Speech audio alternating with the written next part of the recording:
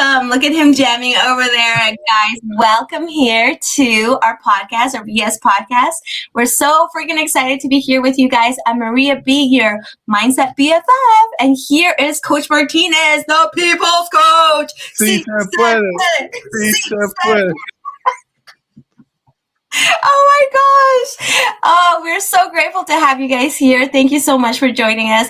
In today's podcast, we are going to be diving deep into the mindset of wealth and how to create wealth in spite of a low income. So I'm super excited about sharing all that with you because I feel like I'm kind of there. So let's get started. But here's my question, though. Here's my question. I think this is going to be the question of the day. What does VS stand for? From vision to success. I had to think about that because why you struggle? Dude, why are you struggling? Like, what is happening right here? We've been doing this. This is our 12th podcast. I know. We still don't know the name.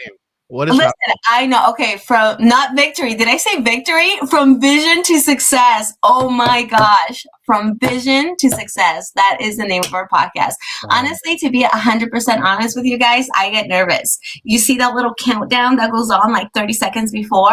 I have to like pump myself up. I'm like, okay, I got this. And then you go into it. And I'm still nervous, so I totally make mistakes. And I'm like, wait, what am I doing? Where am I? What podcast is this? Why don't you tell them? What did you tell me? What did you say? What you said right before you had to go in? Oh. So we're like counting down, and legit, guys, when I get nervous, there's three things that happen. Okay, I start stumbling over my words. I start coughing. I'm like, right? Or I have to go pee. And legit, like a second before, I was like, oh crap, I have to go pee. It was like 30 seconds beforehand. I'm like, we're going live. She's like, I gotta go pee. And then we just went live. And so she's like, what are you doing? Not right now, dude. Oh man, guys, like growing opportunities left, right, and center. I'm growing in this. So thank you so much for being kind to me because you guys know Coach Martinez is not always kind to me. So yeah, you also BFF. So listen, guys, if you have logged in, that's okay. If you've logged in, make sure you say hi to us. We can totally see your comments, and we will be more than happy to answer your questions. But yes, today we are talking about something that it's actually one of my favorite subjects, the difference between wealth and riches. And I'm glad that we are. And so last week we talked about the stereotype that what is it?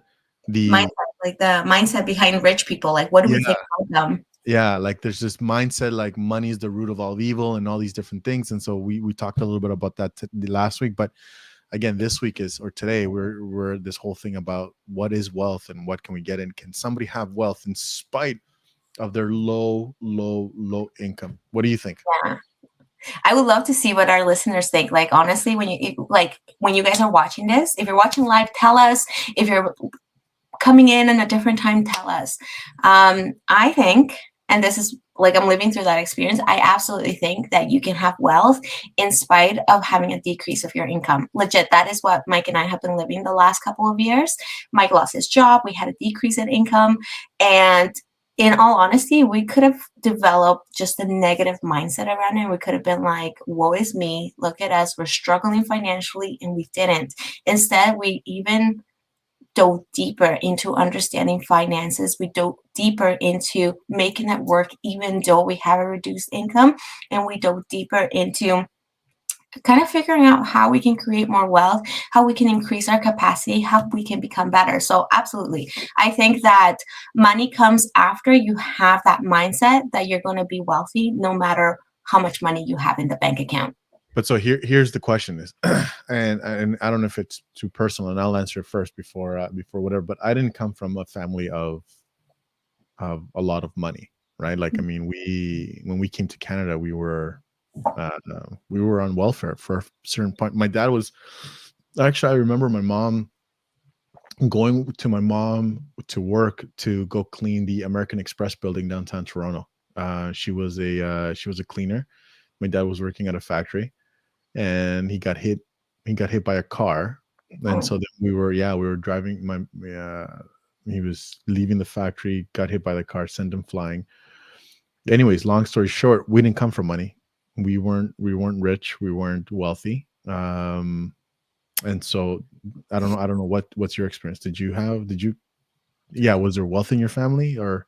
You know what? I don't like, not necessarily, I would say. I feel so I come from, and it took me a long time to kind of realize this. I came from a family of an entrepreneur. My father, he owned his own business when we were in Ecuador. Mm, However, being in Ecuador, his resources were limited. People didn't pay him on time. So I actually remember struggling, or my parents rather struggling and being stressed about putting food on the table for us.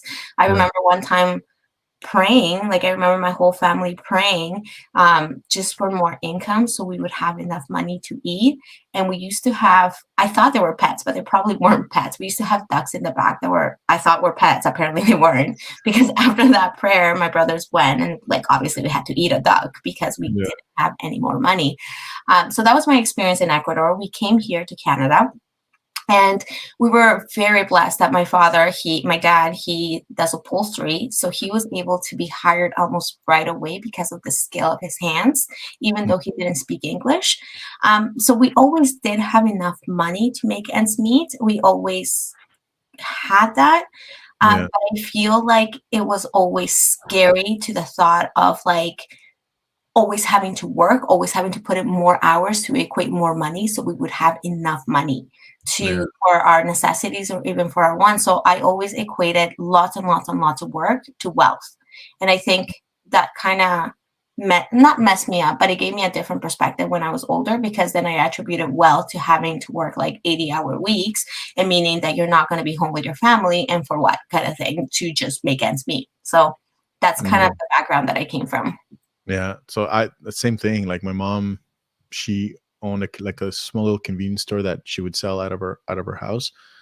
But like she would, do like pennies. She would just sell candy and pennies just to keep the neighborhood kids happy, kind of thing. So it was never like that. My dad worked in a railroad. He was a conductor, but yeah, we didn't come from wealth. Or sorry, I keep saying wealth and riches, and they're not the same thing. So we Yeah. didn't come from riches. We did have land. My dad was respected, but again, we had to give all that up. Came to Canada, had nothing, and just looking for odd jobs. Yeah, so that was the first hurdle that I think that I had to go through. And Is this is the thing too. I'm like, you adopt, like, the struggles that your parents have faced, you adopt them into your life because that's what you've known, right? And that's the reality. So, like, we Well, carry that with I us. wanted, I wanted more, right? Like I remember, okay, so let me tell you a story. Are you ready? All Facebook right. Let me world. hold on tight. So Facebook world, check this out. I could have actually played for the NBA. Really? I'm not even joking. I actually could have played for the NBA. Yeah. Oh my gosh. Okay, I do have to hear this story. Did anyone hear? Like, does anybody else know? Yeah, I'm telling you right now. Actually, my kids know the story, and I give you my honest to goodness word. Like, I mean, I know I joke around a lot, but this is a legit story. Okay, I tell could have me.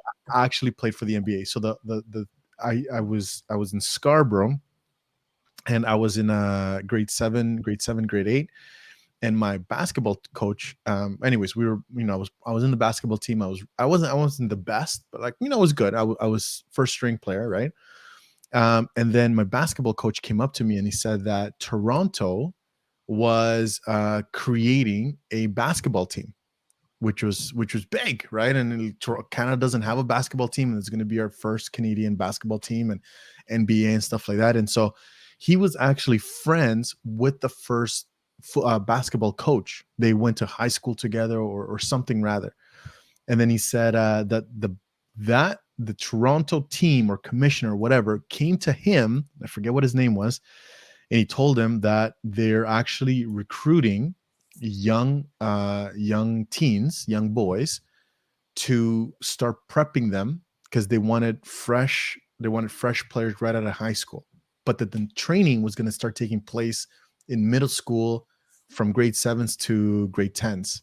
So when they start hitting grade 11s and 12, they were ready for the team. Oh, And wow. yeah, and so he asked my coach if he knew any good players, and he submitted my name and two other players. So out of the team of, I think we had 15 or so players on the team, he selected me and two others, right? And then he gave me an official letter saying that there was going to be a recruiting camp that was going to take place, and then anyway, so to go there, it was going to be a 2-week program, and we were gonna get trained, and then we were gonna get developed, as the year to year, coming grade 11, come grade 11 and 12, that we were just gonna get plucked, the few to go and play on this team. And so again, I didn't know what was going on. I was in grade 7, grade 8. And I was like, ugh. So I came home and I showed my parents the letter, and I'm like, hey, apparently there's this basketball team that's being created, and I got picked one out of the 15, or 3 out of the 15 to go to this camp. Mom was like, okay. She goes, is there a cost to it? And there was about $1,500 for the 2 weeks. And that would have paid not only the stay, but like our food and everything like that. Yeah. And I remember my parents be like, you can't go. And I'm like, well, why? And I'm gonna go, well, we don't have the 1,500. Like, where we're going to get that money?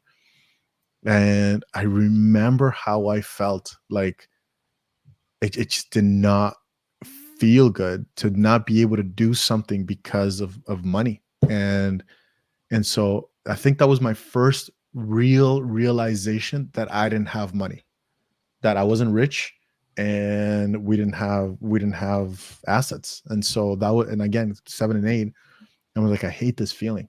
I never want to say no because of money. And that one event sparked this whole journey and adventure, and this trying to figure out how to get out of poverty and Yeah. just really create money for me. It kind of opened your eyes. I feel like it was that, like, Oh, I hated it. Work almost. I mean, that thought, it, instead of making you feel stuck, it triggers something else of being like, I need to figure out how to not experience this again. Yeah. Oh, I hated it. I absolutely hated it. And I remember my two friends going, and they're like all excited and stuff like that, and watching television, and kids buying things and doing things and going out and eating out and doing all these different things. And I hated it. I absolutely hated it. But I also created a bad habit, because I started working at McDonald's, and in my mind, being wealthy is being a high roller. So every paycheck that I would make, I would spend it on clothes, and just getting like the Calvin Klein and just the Buffalo gear. And back then it was a Jean Machine, the store. Yeah. So I would spend all my money. I did not save. And So you looked the part, but you didn't really have anything in the bank account. Oh, nothing. I got into a lot of financial trouble when I was younger, all because I knew I wanted money, and the minute I got some, I would spend it, thinking that here I am. I've made it big, right? But yeah, I was far from being wealthy. Yeah, I think for me, my changing in mindset, I guess, of knowing that I wanted more, happened after I had kids. I was stuck in a rut. Like, I graduated from a professional degree. I was a nurse. My husband's an engineer. We had 2 professional incomes. We were making good money. But again, our spending habits, it was like the same thing. I don't know why we were always in debt. It was, we were running our credit card. We were running our line of credit. Every time we had a tax return, we would end up like, it would go to pay it off. And it was a cycle. And I remember being pregnant with my last babe. And I was like, I can't keep doing this. Like, it's exhausting. And I felt like I was missing out because my kids weren't in any extracurricular activities. I was like, I don't have money. We're already working so much. Like, I just have enough money to pay for my go and work, pay for maybe like a few extras here and there. And that was it. Yeah. So at that point, I was like, we got to get out of debt. So that was our first kind of journey into getting out of debt and realizing how freeing it feels not to have a creditor that you have to pay for. And then it gave us the freedom for me to be a stay-at-home mom. I was like, I'm done. We have 4 kids. I want to spend time with them. I didn't want my mom raising my kids, not because she's not an amazing mother or grandmother, but it was the fact that, like, I was missing out, and my mom shouldn't have to do that for me. She should have to, like, she should be able to experience the grandmotherhood, right? You took a course, didn't you, right? Sorry? You took a course, didn't I you? absolutely did, because I realized, I'm like, when you realize that you're stuck and you realize that there's something that needs to change and you have no idea what you need to do, at that point, I'm like, we read. So the first book that we ever read was The Wealthy Barber. Second book was the Dave Ramsey book. And then after Dave Ramsey, I started following this podcast that somebody recommended for me. And the guy was huge about mindset and money. And then he had this program called the Money Mindset Academy. So Mike and I, we took the plunge. We're like, we got to invest in it because we're tired. Like, I just didn't understand how people made money. Like, how do you do it? Like, we had good incomes, but yet, like, and things weren't even as expensive back then as they are now, Yeah. right? Yeah. So I just, like, we didn't get it. But anyway, so we took a 12-week course and changing our mindset behind it. I had no idea. At that point, like, talk to me about mindset and money, I would have dismissed it and be like, yeah, okay, whatever, right? That's something that, like, whatever people think, yeah, okay. But then taking the course, I unpacked a lot of behaviors that I had from my past.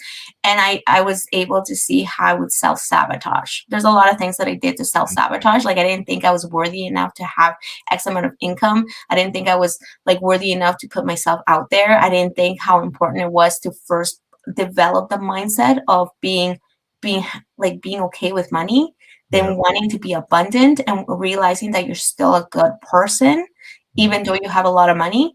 I unpacked all that stuff, and I feel like now I am in a better spot because of it. Granted, am I perfect? No, right? But it did put me at a better situation now, handling the decrease in financial income that my husband and I have had.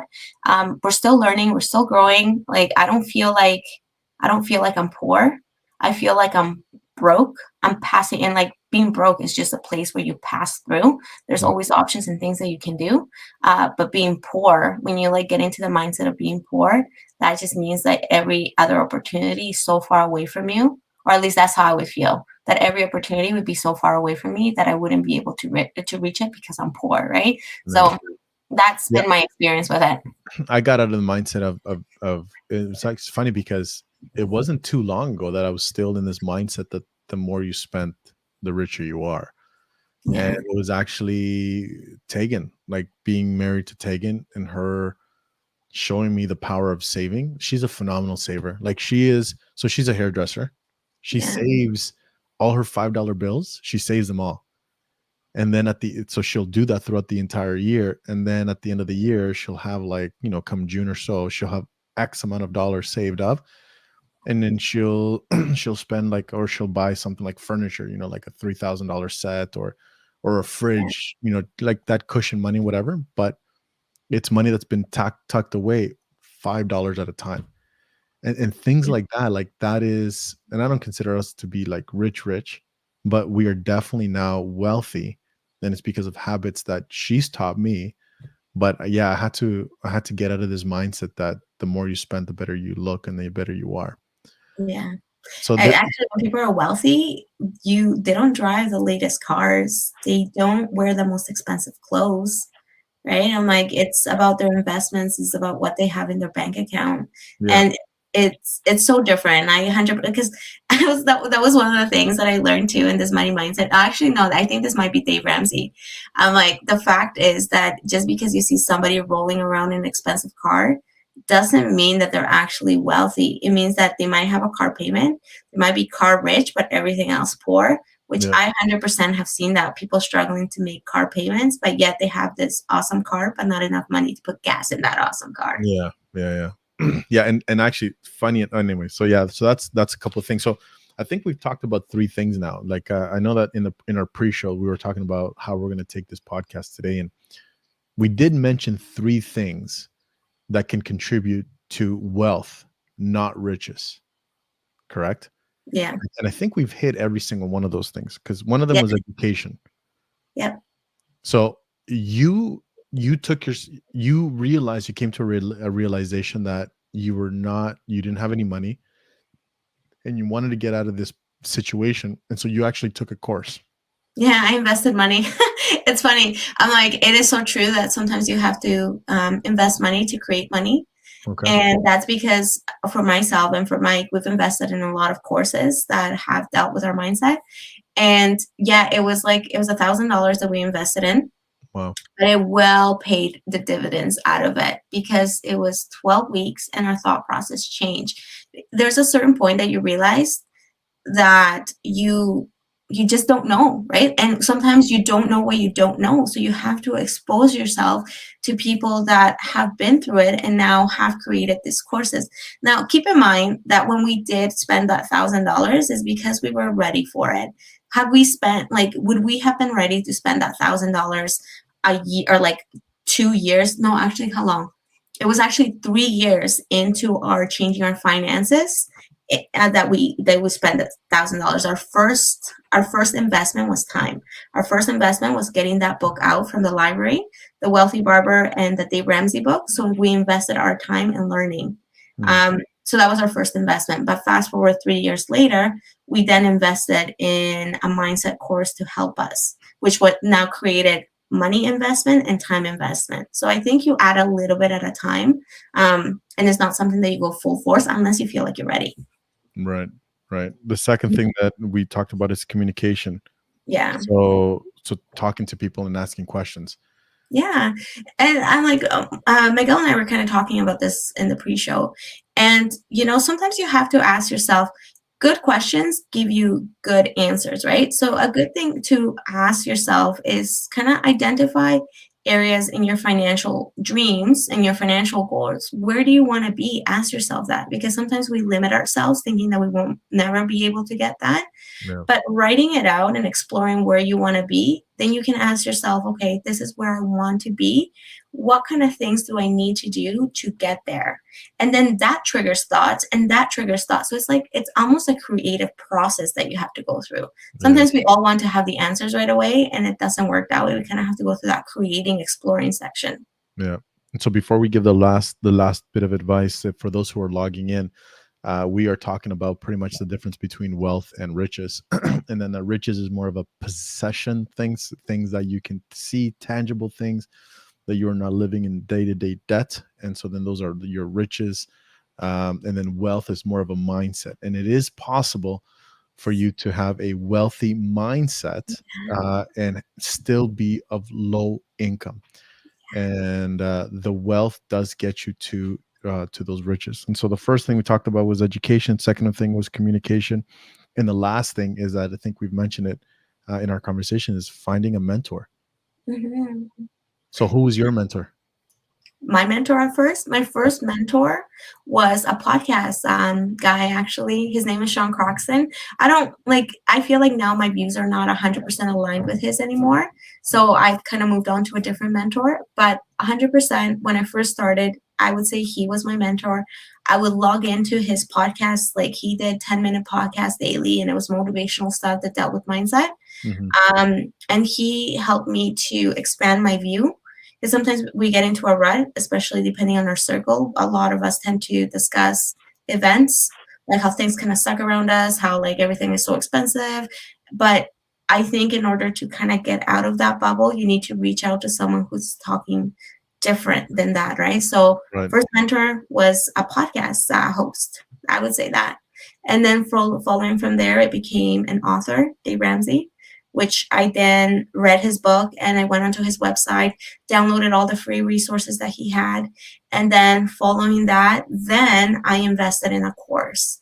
And then the person who ran the course was my mentor. And then following that, I have read a few more books about like financial. I kind of lost focus, to be honest. I lost focus for a little bit. And then I jumped back on this last year. And I read some books about investment, and now my mentor is my financial advisor. So it's kind of like, if you can see, it's kind of like a roller coaster of people, or rather like a very many different people.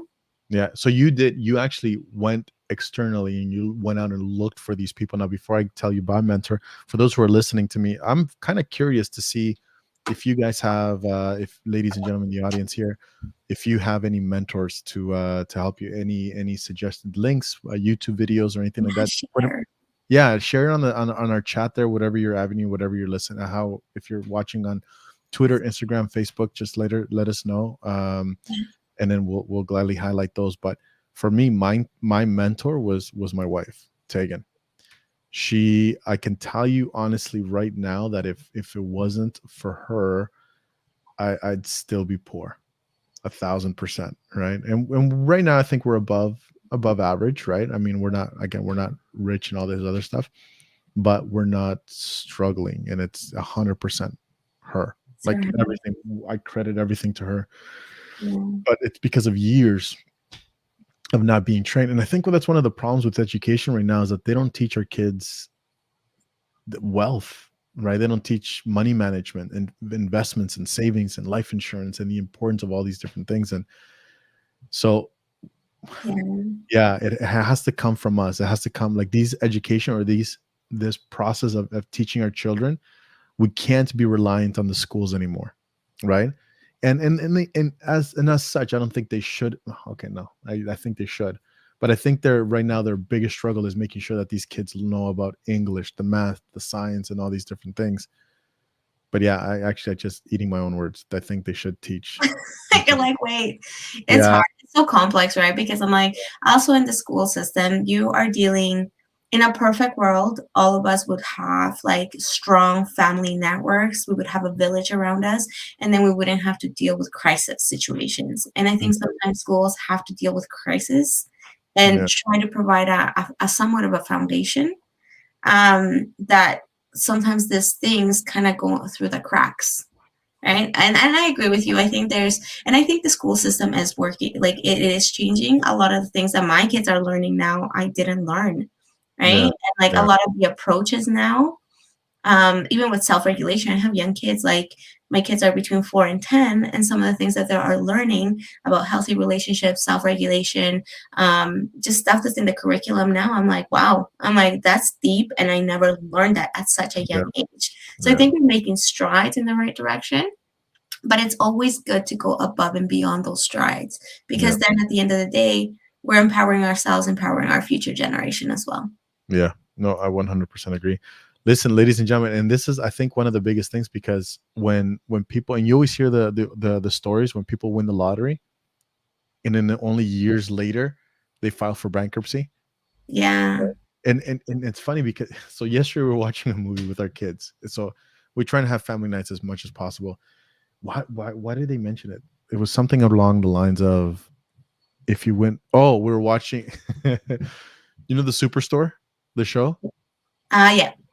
right? And so there was a big lottery. They're trying to there there's a lottery pool of 30 million or something rather, whatever. And so it triggered a conversation amongst our family. What would you do if you won $30 million? And Levi, so my 11-year-old, Tell he's me. I love that kid. I know he's so hungry for life. He's like, oh, I would give it, I would divide it equally and give a bunch to all my friends. Like, I'm like, what?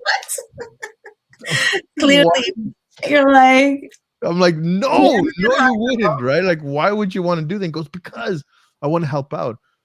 And so, and I think that's what happens is you can't help others until you help yourself.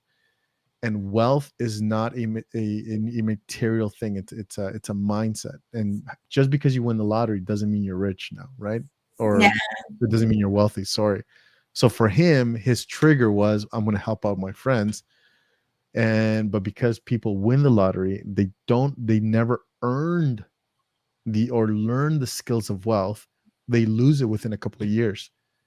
Well, I read a book actually that talked about that 50% is learning how to make money, but the other 50% is learning how to keep that money. Wow. So, like, a lot of us learn how to make money. We know that it takes work to make money, but then we don't know how to keep that money. Yeah, So yeah, it's a balance, right? Like, if you only know how to like acquire it, but you don't know how to grow it or how to keep it, it's yeah, going to be such an uphill battle.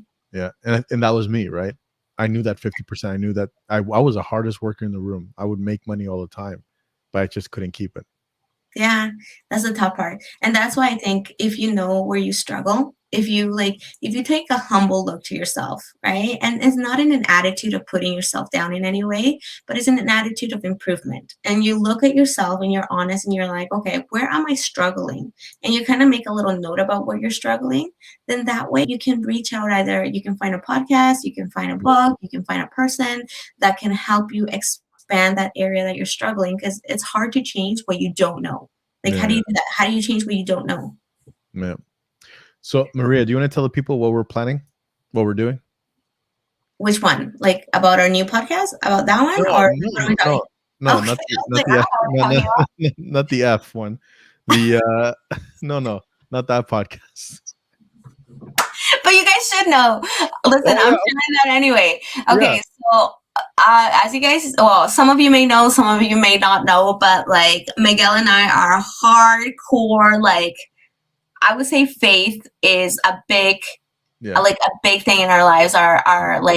Our faith moves us to do things that we wouldn't do. Our faith moves us to be good people. Our faith moves us to be abundant and to just be there for others. So because it has helped us so much, we're also going to be creating a podcast. It's going to deal with a weekly study of scriptures. Right now it's going to be dealing with the Old Testament. So if you want to go on that ride with us, I promise it's going to be a good ride. The Bible is wild. I am like, I love it so much. So when sorry. I'm calling you by my husband's name. Shout out to my husband. He is wonderful, by the way. But when Miguel came up, like was talking about this, and he's like, think about it. I jumped on it. I'm like, what? Give me a platform to talk about God. I'm there 100%. So if that's your thing, please make sure you keep tuned, because we will be announcing when that podcast is coming live, and we're so excited to share that. And it's not just for people who follow like God too, right? Like, I mean, we were talking about this in the pre-show. There's so many answers to questions in the scriptures that if you just learn how to dissect and how to investigate these things, like all the world is there.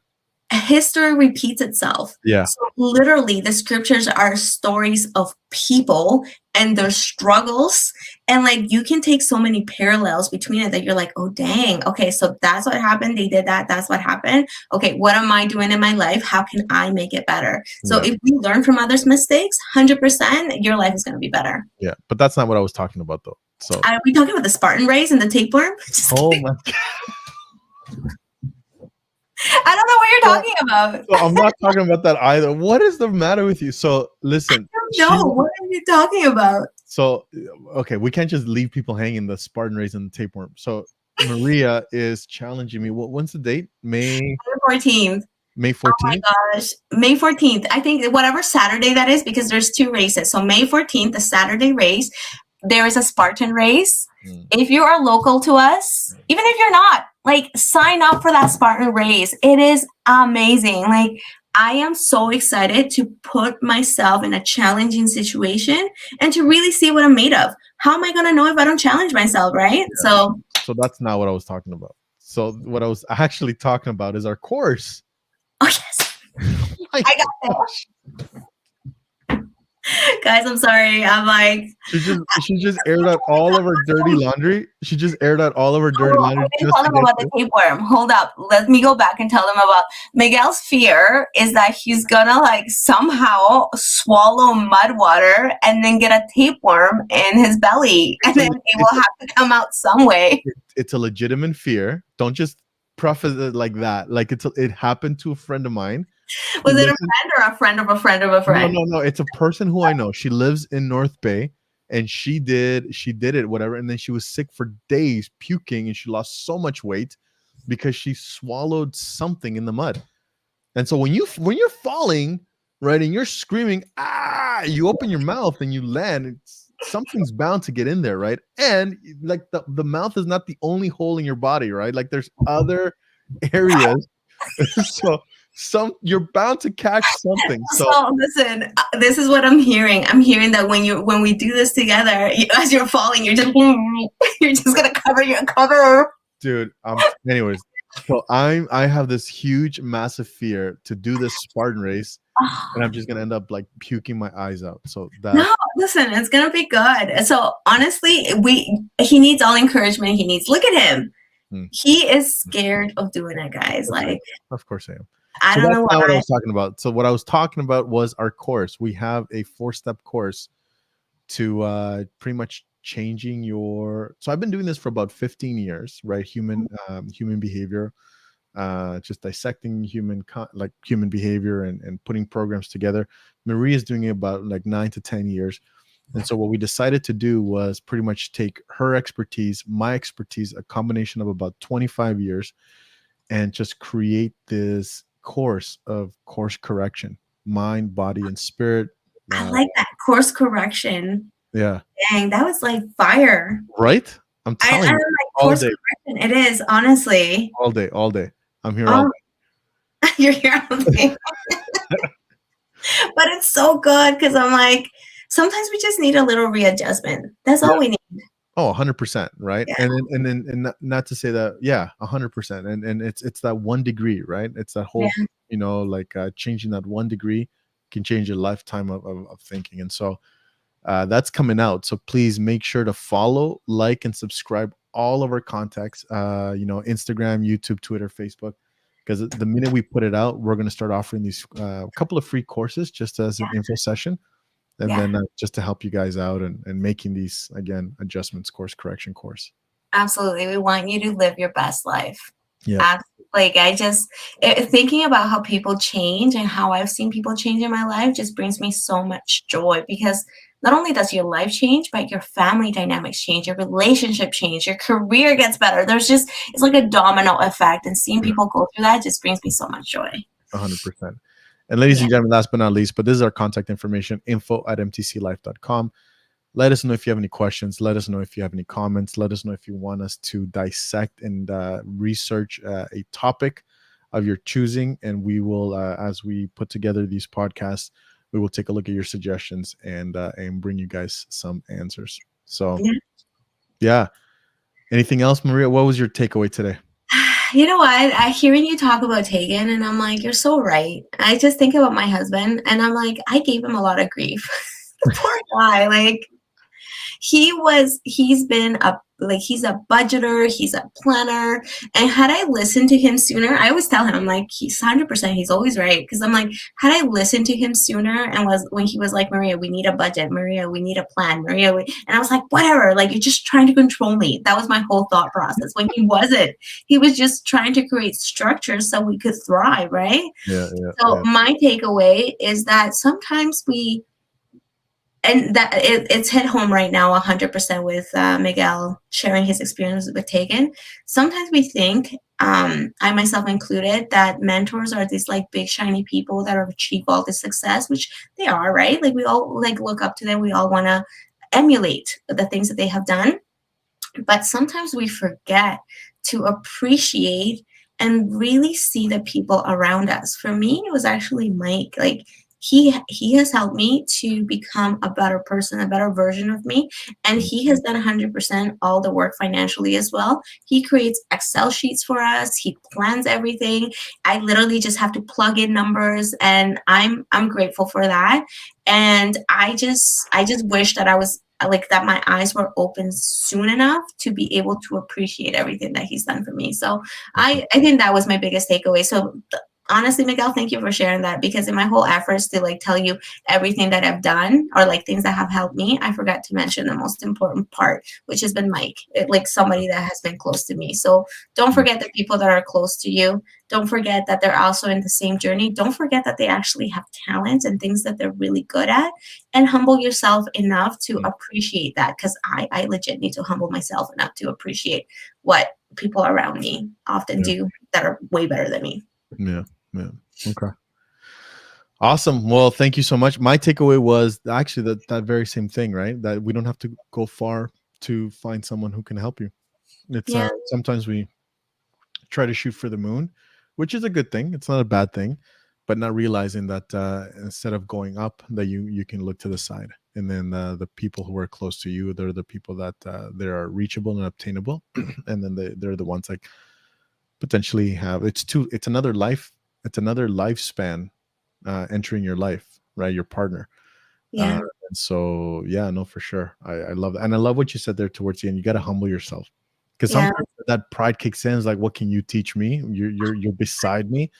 and then you wanna be mentored by somebody higher, but that's not the answer as well, right? It's your own family. It's your own family members. And I was always told, take a look at somebody's life, and if they have, if they don't have what you want, or if they don't have, if you don't want what they have no uh they then don't do what they do. But if they have what you have, listen to them, right? Yeah. And so the minute you choose somebody else to be part of your life is because you want them, you want what they have too, right? And so, anyways, Yeah, absolutely. well, Absolutely. And we're blessed with such great people around us. So yeah, let's just open our eyes and be grateful for who we have around us and follow suit.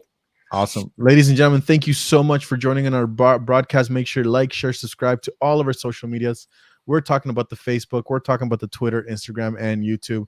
There's more context coming out, and also live, and also new podcasts, new competitions, new giveaways, new topics. Listen, we are going to kill it. And I'm telling you right now, we are going to be the largest podcast in, Absolutely. We have so much to share oh and so yeah. much love to give. Like Oh, legit. 100%. But we can't do it without you guys. So thank you so much for joining. Make sure to like, share, and subscribe. Talk to you guys later. See you next Monday at 10 o'clock. Bye. Later, Gators.